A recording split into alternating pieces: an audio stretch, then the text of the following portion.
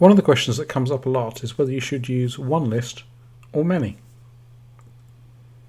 Well, one list certainly would be simpler. You've only got one list to organize. You do that using the tags feature, and you tag people who bought products or who signed up for lead magnets, and you can use those to trigger automations, so it's all doable. On the downside though, the API links, linking and actually getting people to subscribe via the API, which products like Optimize Press 2 would do, doesn't really support tagging, so it really puts a dampener on that. You can't really do it. You could use the form method, the HTML form method, but it's not as robust a method of actually getting people to sign up. So it's still kind of possible, but not as good as it could have been.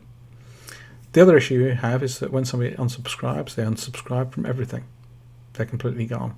So if they're you're broadcasting them something and they decide to unsubscribe, then they'll no longer receive any product updates. Also, when you're broadcasting, you'll need to use the segmenting. Obviously, if you broadcast to everybody, better be sure that you really want it to go to everybody. So what about many lists? Well, effectively you have one big master list anyway, so you can see everybody in one list if that's what you want to do.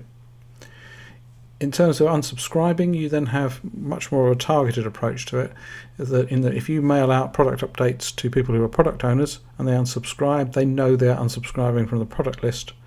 If you broadcast on your broadcast list, on your main list, and they unsubscribe, they'll still be on your product list. The API then still becomes an option because you put people into lists and not into, and that's how the API works. Yes, you do need to have a little bit more organizing on the downside, so you'll need to organize things by having good naming and putting things into folders, and you need to make an effort to make it simple. So both of those methods have a chance to be complicated by, in the case of one list, you'll end up with lots of tags, and the other, you could end up with lots of lists if you're not careful.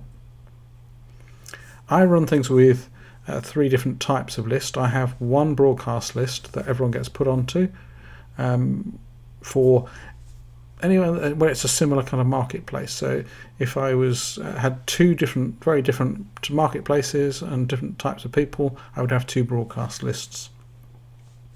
I then build up lists of people who have bought particular products, so each product will be a separate list. So I can then do broadcasts about the product and product updates. And then I have freebie come lead magnet lists that are purely temporary.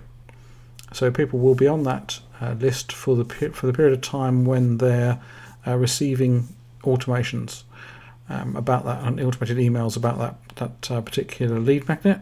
And once they're done, I then remove them from that list and just leave them on the broadcast list. Or hopefully they bought products, and if they buy a product, I'll take them off the relevant lead magnets. So that's how I organise things, and I hope you decide to go down the same route too of having multiple lists, and that's what I'll be showing you as we progress with the course.